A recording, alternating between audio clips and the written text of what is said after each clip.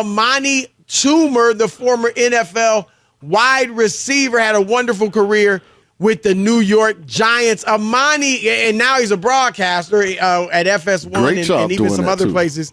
Amani, great to have you on, man. Great to be on. Thanks for having me, guys. Amani, I'm gonna let Shaun. I know. I gotta give him. That's why he's about to try to kiss up to you because he must he owes you money. Listen, I like to give flowers while guys are still living. And when I talk to young players, I tell them everybody can't be a gold jacket Hall of Famer. But second to that, being able to play 13 years for the same team. Just think about that for a second, Chris. Not a lot of guys can say that. That you played over a decade in the league and you did it with the same team. Man, salute to Mr. Toomer. Thank you. Yeah, they put me in their Ring of Honor, too. And I got a couple of records from that. I wasn't sure. I wasn't sure, but that's dope. Definitely great career. What, like about 6 straight 1,000-yard seasons or something? Yeah, he had a little stretch there right in the middle. Yeah. Then we drafted Eli, and then got to develop a young quarterback. I love Eli, but we got to develop a young quarterback. Yeah, you sound like Keyshawn in Tampa. I hate you guys. All you got to do is get us the ball, man. Just get us the ball. It'll be all right. It'll be all good. Well, speaking of young players, Amani, and Shaun had the same take as you, but when Kevin Byard, he came out and he talked about Caleb Williams and his great leadership in Chicago. And he used as an example that, he said to all the veterans, hey, we need to start clean up the locker room, keep it clean for all the people working and blah, blah, blah. And obviously I did not play in the NFL, but my initial thought, just knowing the league was that, wow, that's interesting because usually the rookies, are getting hazed and they have to clean up and do things like that.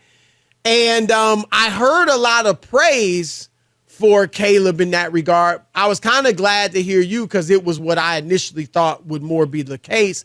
And then Shaun backed you up. But just tell us your thoughts and impressions that you shared on the Carton Show and just how you feel about that situation. Yeah, I have a great. I don't really do much social media, but my social media has been blowing up, and it's been great. I was on a flight yesterday to Colorado, so I had a lot of time. But and people were getting it misconstrued. It has nothing to do with cleaning up, and we're helping the workers in the room, that is the custodians and whatnot. Nothing to do with that. It has everything to do with you have 2 things going against you as a rookie. And the first pick overall. First, you're the first pick overall. Second, you're a quarterback. Everybody hates the quarterback. Nobody, it might not tell you it, but everybody hates the quarterback.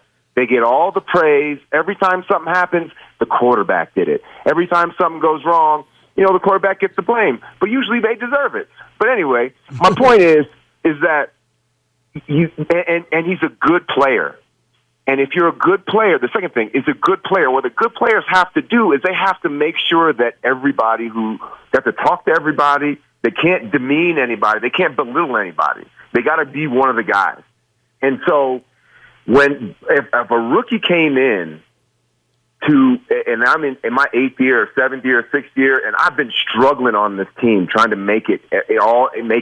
And this guy comes in with all this fanfare. He's going to change everything. He's going to be the best thing since sliced bread. And then he comes in, the first thing he does is doesn't show up on the field and start balling like that. I haven't heard reports about that. I've heard reports that he's been struggling. But that's not my point. I don't care that he's struggling. I just feel that if you're a kind of guy that's going to ingratiate yourself with the rest of the team, you can't just come in and just start telling people what to do and cleaning up the locker room, stuff that's insignificant. My brother played for the Cincinnati Bengals for when they drafted Kajana Carter. And everybody hated that guy, too, because he came in and the first thing he said was, when are we going to get some new offensive linemen? These guys aren't any good. Wow. And those type of things don't go away.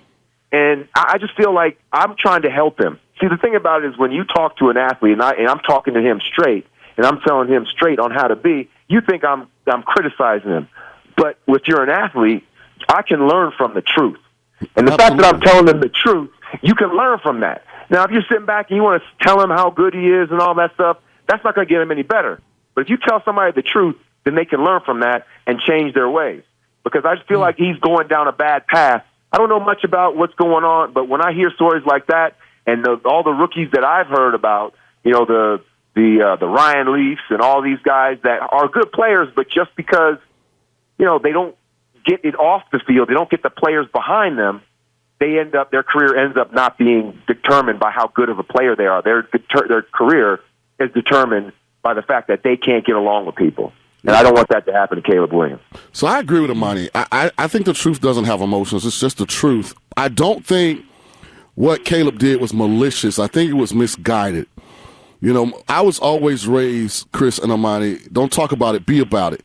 And for a rookie coming into an organization, to me, if you thought the locker room was messy, the thing to do was you should be the leader of the rookie class. Right. You should get the rookie class together and say, listen, man, we don't want to leave this for all the people that got to come and clean up later. Let's get one of them big orange buckets or garbage cans. Let's go around and pick everything up. And you could do it so the vets see you doing it.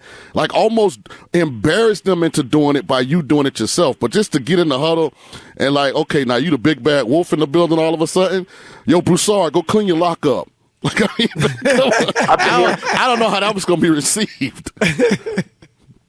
Yeah, it just doesn't work out that way. And I just feel like it shows a lack of awareness, a lack of respect for the veterans that have been, in Chicago, they've been taking bullets in terms of, they have not been, it's been a rough road for all those people in that locker room. I don't care. When you start losing as many games as they have, it's not easy. And all of a sudden, some guy comes in, and he just think he's gonna, be the new sheriff in town. It just doesn't work that way. So now Kevin Byard is, he's a all-pro, not just a Pro Bowler, but an all-pro safety. Mm-hmm. Do you think you guys think he's just kind of was saying the right thing, and that it did rub vets the wrong way, or are vets different now? Or locker rooms not what they used to be when you guys played?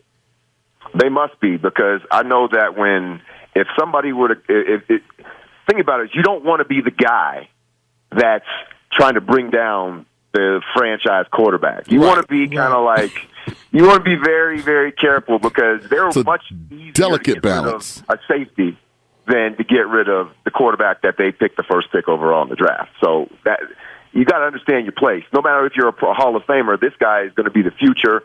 No, not Hall of Famer. If you're a Pro Bowler, this guy's the future. And he's going to help you win more games. So I've never believed anything that comes out of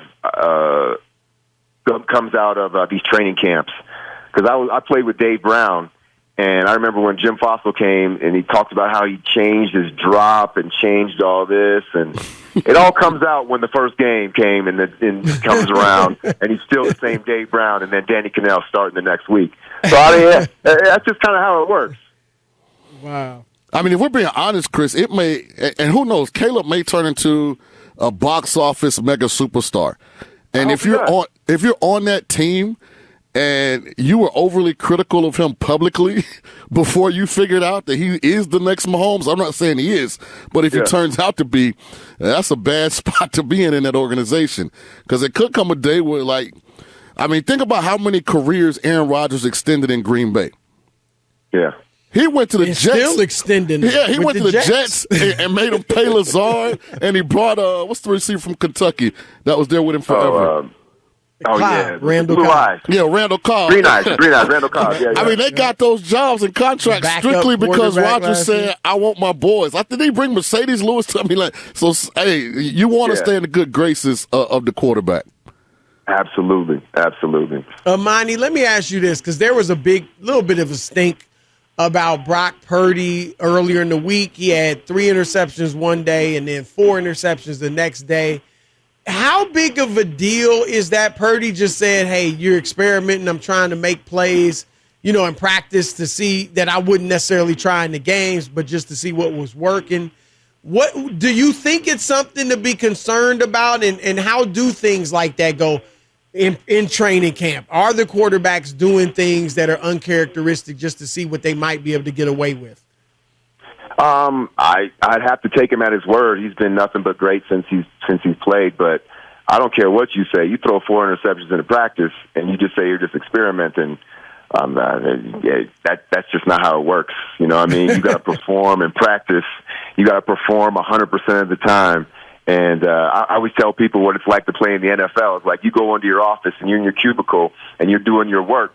And then you look over at the water cooler and you see 4 people over there stretching, trying to get their typewriters, their fingers ready to take your job once you screw up. So I just feel like there's no room for experiment. If he feels that comfortable that he can experiment, that's another thing. You need to bring him some more competition. Everybody needs to be on point all the time. And that's why the NFL is so hard, and that's why the NFL is such a competitive league, because I tell everybody got 4 games.